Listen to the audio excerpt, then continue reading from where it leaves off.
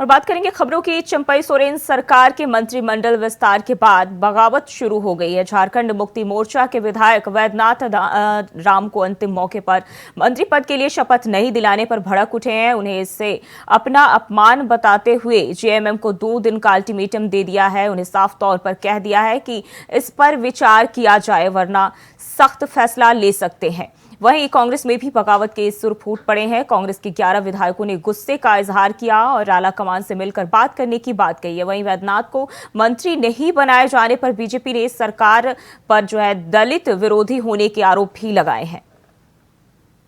काफ़ी जानकार और सिंसियर हैं हमारे, और हम लोगों ने अपनी बात रख दी।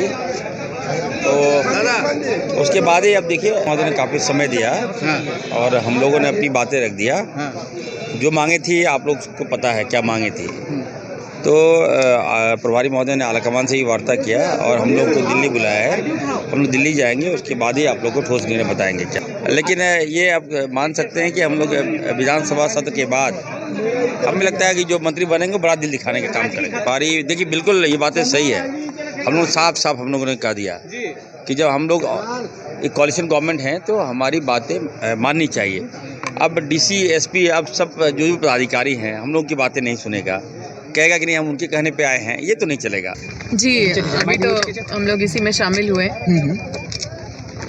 देखिए नाराजगी तो हमारा जो भी है वो पब्लिक इंटरेस्ट के चीज़ों पे है और हम लोग का अपना पर्सनल कोई नाराजगी नहीं है।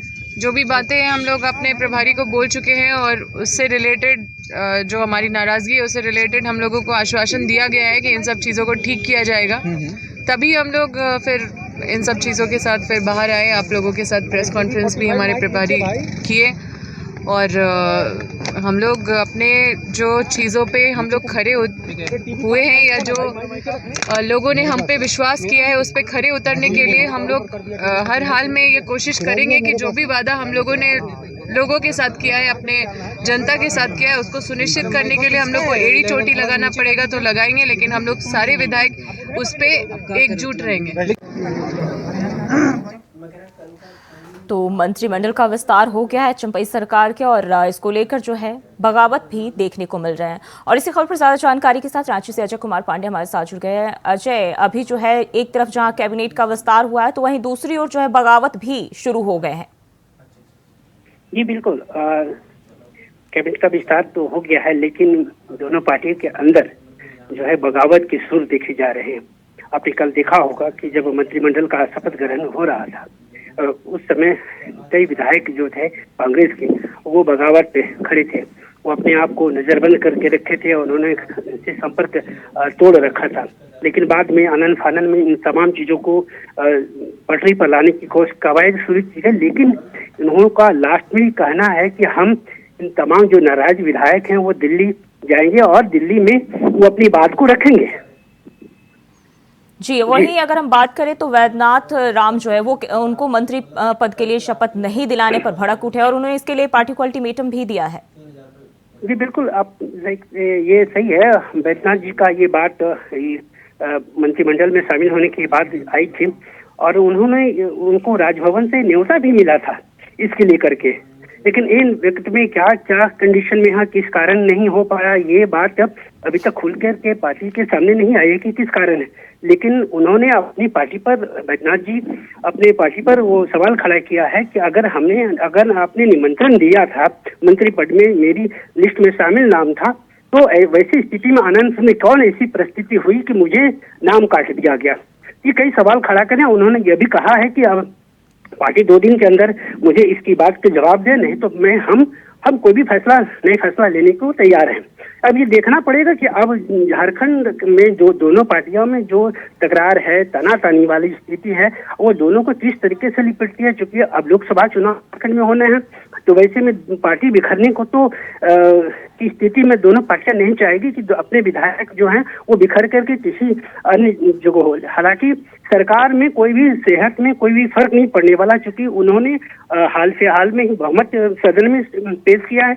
अब 6 महीने के लिए अब कोई भी अब सरकार से ये दूसरे दल बदल नहीं सकते हैं। ऐसी अगर स्थिति होती है तो उनको विधायक से निलंबन होना पड़ेगा।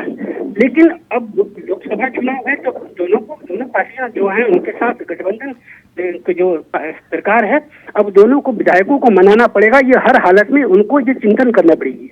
जी, उन्होंने साफ तौर पर कहा है कि इस पर विचार करें वरना कोई सख्त फैसला ले सकते हैं। लेकिन अगर पार्टी की ओर से उनकी बातों पर सहमति नहीं बनी तो क्या लगता है उनका अगला कदम क्या होगा? क्योंकि लोकसभा चुनाव भी नजदीक है और अगर कुछ ऐसा होता है तो उसका खामियाजा पार्टी को भी भुगतना पड़ सकता है। देखिए, एक अभी चूंकि अब झारखंड में 12 सीट का ये पद है मंत्रिमंडल का, लेकिन अब तक पिछली सरकार ने भी 11 ही मंत्रिमंडल का भी गठन किया था, 11 ही चेहरा सामने खड़ा किया था। अभी इनके पास एक चेहरा और है, वो जेएमएम के पास ही है। तो वो अब देखना पड़ेगा कि बगावत किस ओर हो जाता है, किस तरह तक उनके तेवर होते हैं। क्योंकि अब ये देखना है कि बसंत सोरेन को तो मंत्रिमंडल का जगह दिया, लेकिन वही स्थिति में सीता सोरेन जी भी थी, वो मंत्रिमंडल के लिए मांग रहे थे। आपको जानकारी हो कि मंत्रिमंडल का जब शपथ ग्रहण हो रहा था तो उसमें सीता सोरेन अनुपस्थित थी, यानी शामिल नहीं थी। तो ऐसे में कई झारखंड के और 1-2 विधायक जो हैं झारखंड मुक्ति मोर्चा से, वो भी शपथ ग्रहण में नहीं थे। तो ये देखना पड़ेगा कि अब मंत्रिमंडल एक इनके पास जो बचा हुआ है, अंतिम जो पासा है, वो किस तरीके से लेंगे। वो पार्टी को अब गंभीरता तरीके से देखना पड़ेगा। जी अजय, बहुत बहुत शुक्रिया आपका तमाम जानकारी के लिए।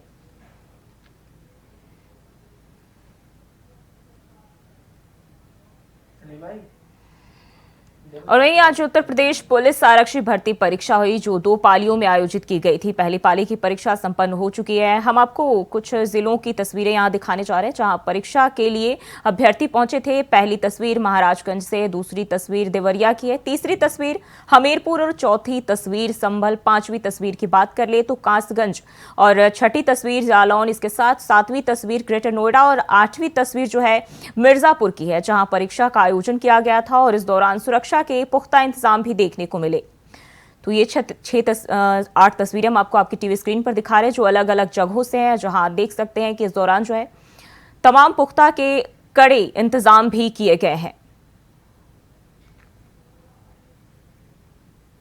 और वहीं मथुरा में पुलिस भर्ती परीक्षा कराने के लिए प्रशासन की तरफ से सख्त इंतजाम किए गए थे, जिसमें आज कुल 37 परीक्षा केंद्रों पर परीक्षा का आयोजन किया गया, जिसमें 67,000 परीक्षार्थियों ने हिस्सा लिया और परीक्षा दी। इस दौरान सुरक्षा को लेकर सीसीटीवी से परीक्षा पर नजर भी रखी जा रही थी।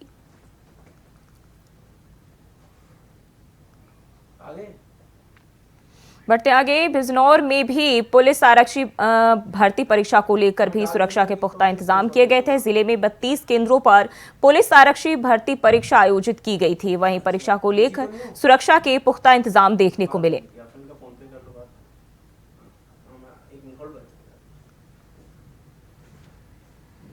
और बात करेंगे अगली खबर की। लखनऊ से खबर सामने आ रही है। सिपाही भर्ती परीक्षा केंद्र पहुंचे डीजीपी। सुरक्षा व्यवस्था का जायजा लेने केंद्र पहुंचे डीजीपी। तो एक बड़ी जानकारी लखनऊ से सामने आ रही है। गोमती नगर में परीक्षा केंद्र का किया निरीक्षण। परीक्षा सही से चल रही, कहीं दिक्कत तो नहीं। डीजीपी की ओर से जो है तमाम जायजा लेते हुए इस तरह के सवाल किए गए हैं। पुलिस प्रशासन के अधिकारी निगरानी कर रहे हैं। तो डीजीपी की ओर से बयान सामने आया जहां उन्होंने सुरक्षा को लेकर बयान दिया है। उन्होंने साफ तौर पर कहा है कि पुलिस प्रशासन जो इसको लेकर पूरी तरह से मुस्तैद है और निगरानी पूरी तरह से की जा रही है। कहीं गड़बड़ी की तो सख्त कार्रवाई होगी। वहीं गड़बड़ी होने पर सख्त कार्रवाई की बात भी डीजीपी की ओर से कही गई है। पारदर्शी तरीके से परीक्षा चल रही है। परीक्षा केंद्रों की सीसीटीवी कैमरे से निगरानी की जा रही है। तो ये बड़ी जानकारी सामने आ रही है कि कहीं गड़बड़ी हुई तो साफ तौर पर डीजीपी ने कहा है कि इसके खिलाफ भी कार्रवाई की जाएगी। पारदर्शी तरीके से परीक्षा संपन्न कराई जा रही है। सुबह से ही भ्रमणशील हैं। भर्ती बोर्ड ने जो व्यवस्थाएं की हैं उसको जमीन पे मूर्त करने की जिम्मेदारी पुलिस और प्रशासन की है। वो व्यवस्था की जा रही है। लगातार सभी सीनियर ऑफिसर भ्रमणशील हैं। मैंने भी आज इस सेंटर को देखा है। अभी कुछ और परीक्षा केंद्रों पर मैं जाऊंगा। परीक्षा बहुत ही सुचारू रूप से चल रही है। परीक्षा पूरी तरह से निष्पक्ष और शुचितापूर्ण हो, इसकी सारी व्यवस्थाएं की गई हैं और मुझे पूरा विश्वास है कि इस भर्ती के बाद जो बच्चे इसमें शामिल होंगे वो आने वाले समय में उत्तर प्रदेश तथा जहां भी उनकी ड्यूटी लगाई जाएगी वो देश को अपनी और प्रदेश को सेवाएं देंगे। और वहीं यूपी में राज्यसभा की 10 सीटों के लिए 27 फरवरी को मतदान होना है। जानकारी के मुताबिक राज्यसभा चुनाव के लिए समाजवादी पार्टी जेल में बंद अपने विधायकों को बाहर लाकर वोट डलवा सकती है। बता दें कि मौजूदा वक्त में सुभाषपा के एक विधायक अब्बास अंसारी और सपा के 2 विधायक रमाकांत और इरफान सोलंकी इस वक्त जेल में बंद है। यूपी में राज्यसभा के लिए जो है मतदान होना है और इसको लेकर तैयारियां की जा रही है पार्टियों की ओर से।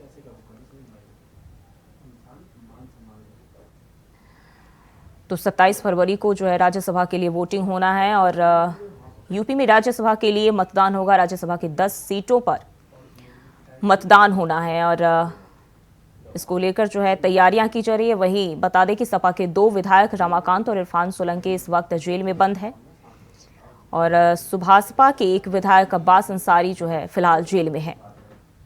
बताया जा रहा है कि समाजवादी पार्टी जेल में बंद अपने विधायकों को बाहर लाकर वोट डलवा सकती है। तो राज्यसभा चुनाव को लेकर ऐसी खबर आ रही है कि सपा की ओर से जेल में बंद अपने विधायकों को बाहर लाकर पार्टी वोट डलवा सकती है। फिलहाल 2 जो विधायक है सपा के वो जेल में मौजूद इस वक्त बंद है और इसी को लेकर यह खबर सामने आ रही है कि राज्यसभा चुनाव को लेकर जेल में बंद विधायक भी मतदान कर सकते हैं।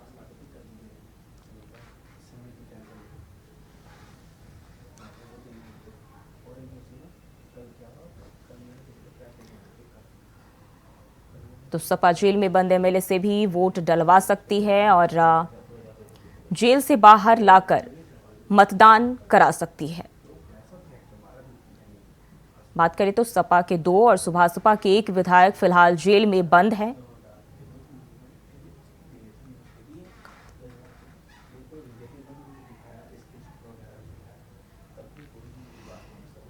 और सीएम अरविंद केजरीवाल लाइव क्या कुछ कह रहे, चलिए आपको सुनाते हैं। आज जिस तरह से इन्होंने आम आदमी पार्टी पे हमला बोला हुआ है, इतने हमारे नेता गिरफ्तार कर लिए, हमारा सारा काम रोकने की कोशिश कर रहे हैं, धमकियां दे रहे हैं, ये कर रहे हैं, वो कर रहे हैं, सब तरफ से चारों तरफ से हमले ही हमले हमारे ऊपर किए जा रहे हैं। देश का एक एक बच्चा देख रहा है कि हो क्या रहा है। सारे लोग देख रहे हैं, इनको लगता है लोग बेवकूफ है, लोग बेवकूफ नहीं है। अब पार्कों के अंदर चर्चा होने लगी है कि यह चल क्या रहा है, तो लोग एक प्रश्न पूछने लगे हैं, क्या मोदी जी केजरीवाल को खत्म करना चाहते हैं? क्या मोदी जी केजरीवाल को क्रश करना चाहते हैं? क्या मोदी जी केजरीवाल को कुचलना चाहते हैं? ये मैं नहीं पूछ रहा, देश का बच्चा बच्चा पूछने लगा है। जिस तरह का अटैक आम आदमी पार्टी के, इतने सारे हमारे नेता गिरफ्तार कर लिए, कभी भारत क्या दुनिया के इतिहास में हमारा नंबर 2 भी अंदर है, नंबर 3 भी अंदर है, नंबर 4 भी अंदर, अब कह रहे नंबर 1 को भी अंदर डालेंगे। तो इस तरह का आक्रमण कभी नहीं देखा गया। तो ये चर्चा चल रही है, ये क्यों हो रहा है? क्योंकि आज पूरे देश के अंदर बीजेपी का सबसे बड़ा चैलेंजर आम आदमी पार्टी है। आज अगर बीजेपी को खतरा है, भविष्य का खतरा है, तो केवल और केवल आम आदमी पार्टी से खतरा है। इसलिए बीजेपी येन केन प्रकारेण जो मर्जी करके आम आदमी पार्टी को कुचलना चाहती है। और आज पूरी जिम्मेदारी के साथ मैं कहना चाहता हूं, इसमें कोई अहंकार नहीं है कि 2024 के अंदर बीजेपी अगर नहीं हारी लोकसभा चुनाव, तो 2029 के अंदर आम आदमी पार्टी इस देश को बीजेपी से मुक्ति दिलाएगी।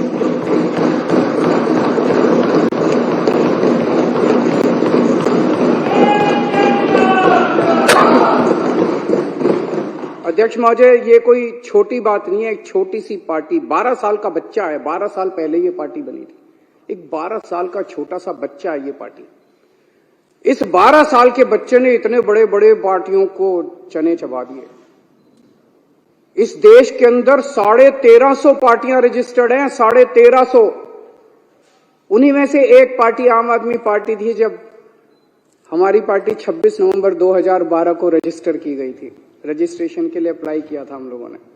2012 26 नवंबर आम आदमी पार्टी का रजिस्ट्रेशन आज से 12 साल पहले अप्लाई किया गया था। मात्र 10 साल के अंदर आज तीसरी सबसे बड़ी पार्टी बन गई है पूरे देश के अंदर। बीजेपी और कांग्रेस के बाद तीसरी सबसे बड़ी। एक एमएलए बनने के लिए लोगों की चप्पल घिस जाती है, पूरी जिंदगी बीत जाती है एक एमएलए बनने के लिए, काउंसलर बनने के लिए। ये कोई इत्तेफाक नहीं है कि ये पार्टी इतने कम समय के अंदर आज 2 राज्यों के अंदर हमारी फुल फ्लेजेड सरकार है, बहुमत, भारी बहुमत के साथ, ऐतिहासिक बहुमत के साथ सरकार है। दिल्ली के अंदर 70 में से 67 सीट इतिहास में कभी नहीं आई। पंजाब के अंदर 117 में से 92 सीट पंजाब के इतिहास में कभी नहीं आई। गुजरात के अंदर पहली बार चुनाव लड़े, पहली बार के अंदर हमारे 14% वोट और 5 एमएलए आ गए। गोवा के अंदर पहली बार चुनाव लड़े और गोवा के अंदर हमारे आज 2 एमएलए हैं। ये कोई छोटी बात नहीं है, इतनी छोटी सी पार्टी और इतना बड़ा। और चंडीगढ़ के अंदर तो आपने देखा हमारा मेयर इन्होंने किस तरह से छीन लिया इन लोग। तो ये कोई छोटी बात नहीं है। और मात्र 12 साल के बाद आज नेशनल पार्टी बन गई। तो आज इनको खतरा और डर भविष्य का केवल और केवल आम आदमी पार्टी से है। और ये भी जानते हैं, और फिर मैं दोहरा रहा हूं कि अगर ये 2024 में जीत जाते हैं तो 2029 में बीजेपी को इस देश को बीजेपी से मुक्ति आम आदमी पार्टी दिलाएगी। कुछ लोग ये भी कहते हैं जब चर्चा करते हैं लोगों के साथ, लोगों में, मैं तो ये बता रहा हूं, ये मेरी भावनाएं नहीं है, लोगों की, जनता के अंदर जो चर्चा चल रही है, कुछ लोगों का ये भी कि आम आदमी पार्टी के पीछे इसलिए पड़ रही है, दिल्ली की हार को पचा नहीं पा रहे। याद करो 2014 में मई के महीने में क्या जबरदस्त बहुमत लेके मोदी जी आए थे, क्या जबरदस्त। उसके बाद हरियाणा जीत गए, महाराष्ट्र जीत गए। एक अश्वमेध यज्ञ का घोड़ा चला था, ऐसे लग रहा था जैसे इस घोड़े को कोई नहीं रोक पाएगा। और फिर जब 2015 में ये घोड़ा दिल्ली पहुंचा तो दिल्ली के 2 करोड़ लोगों ने इसको रोक लिया। और केवल रोका नहीं, 70 में से 67 सीट बीजेपी केवल 3 पे सिमट गई। तो लोगों को क्या कहना है कि तब से इन लोगों ने ठान लिया कि इस पार्टी को तो नहीं छोड़ना, इस पार्टी को तो कुचलना है किसी भी तरह से। और फिर अक्सर देखा गया इस तरह की नई पार्टियां। अभी आप दिल्ली के सीएम अरविंद केजरीवाल को लाइव सुन रहे थे और बात करेंगे अगली खबर की। दिल्ली से खबर सामने आ रही, रेलवे ट्रैक पर हुआ फिर बड़ा हादसा। तो बड़ी जानकारी सामने आ रही है। तेज रफ्तार मालगाड़ी के डब्बे पलटे, 8 से 10 डब्बे पटरी पर पलटे। पटेल नगर दया बस्ती रेलवे स्टेशन के बीच हादसा हुआ है। आरपीएफ, जीआरपी, दिल्ली पुलिस के अधिकारी मौके पर मौजूद है। तो बड़ी जानकारी सामने आ रही है। 8 से 10 डब्बे पटरी पर पलटे हैं और ये बड़ा हादसा हो गया। आरपीएफ, जीआरपी, दिल्ली पुलिस के अधिकारी जो है मौके पर मौजूद है। तो दिल्ली से बड़ी जानकारी सामने आ रही है। रेलवे स्टेशन के बीच हादसा हुआ है। पटेल नगर और दया बस्ती रेलवे स्टेशन के बीच हादसे की खबर सामने आ रही है और 8 से 10 डब्बे पटरी पर पलटे हैं, जहां तेज रफ्तार मालगाड़ी के डब्बे पलटे हैं। तो दिल्ली से खबर सामने आ रही, रेलवे ट्रैक पर फिर से बड़ा हादसा हुआ है।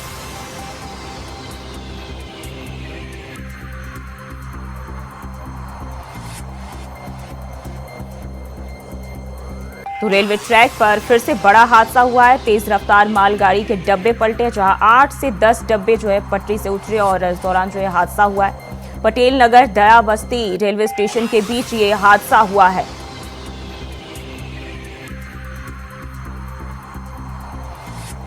हादसे के बाद जो है मौके पर आरपीएफ, जीआरपी, दिल्ली पुलिस के अधिकारी मौजूद हैं और ये बड़ी जानकारी दिल्ली से सामने आ रही है। पटेल नगर दया बस्ती रेलवे स्टेशन के बीच जो है हादसा हुआ है, जहां 8 से 10 डब्बे पटरी से पलट गए और तेज रफ्तार मालगाड़ी के डब्बे पटरी से पलटे हैं।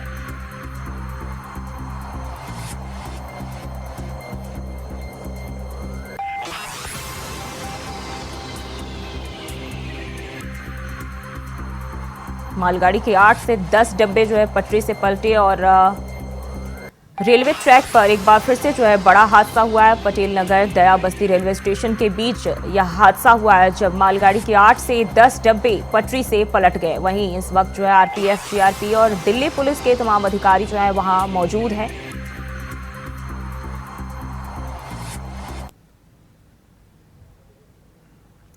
तो ये तस्वीरें हम आपको दिखा रहे हैं, जहां आप देख सकते हैं कि किस तरह से जो है ट्रेन के डब्बे पलटे हैं और ये एक बड़ा हादसा जो है हुआ है। हालांकि मालगाड़ी जो है 8 से 10 डब्बे मालगाड़ी के पलटे हैं और इस दौरान जो है तमाम अधिकारी भी इस दौरान मौजूद है, हालात का जायजा ले रहे हैं, मामले की छानबीन कर रहे हैं।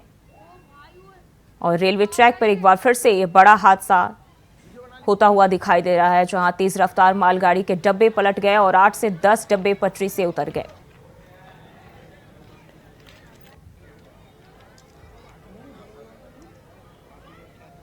तो पटेल नगर और दया बस्ती रेलवे स्टेशन के बीच यह हादसा हुआ है, जब मालगाड़ी के 8 से 10 डब्बे पटरी से उतर गए और रेलवे ट्रैक पर ये एक बार फिर से बड़ा हादसा देखने को मिला है।